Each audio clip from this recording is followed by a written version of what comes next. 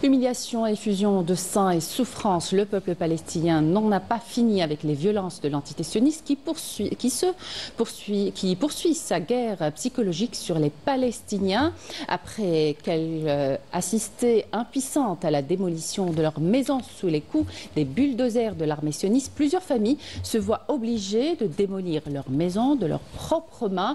Nombre d'ONG dénoncent un nettoyage ethnique. Raouf Hamouche. L'entité sioniste est passée à un autre cran dans l'horreur. Plus rien ne l'arrête après les spoliations et la politique de la terre brûlée. L'occupation sioniste contraint les familles palestiniennes à démolir de leurs propres mains leurs maisons. Dans plusieurs quartiers Al-Quds Est, notamment sur Bah el-Wadi el-Djouz, les murs qui abritaient parfois plusieurs générations se sont effondrés sous les coups de leurs propres habitants. L'occupation sioniste poursuit ses efforts pour déplacer les familles palestiniennes et vider la ville sainte de ses résidents palestiniens autochtones.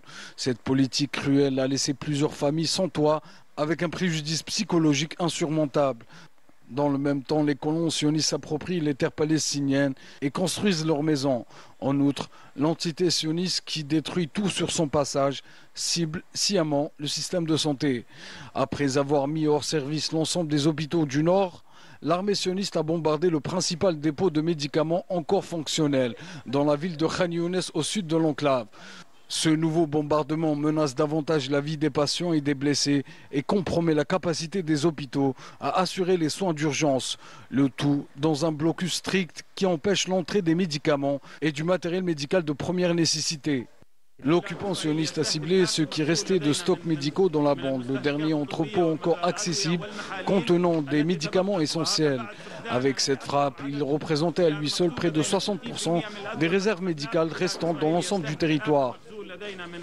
Dans une bande de Gaza déjà asphyxiée par le blocus et les bombardements, l'effondrement du système de santé sonne comme une condamnation silencieuse pour des milliers de blessés et de malades qui luttent désormais contre l'abandon.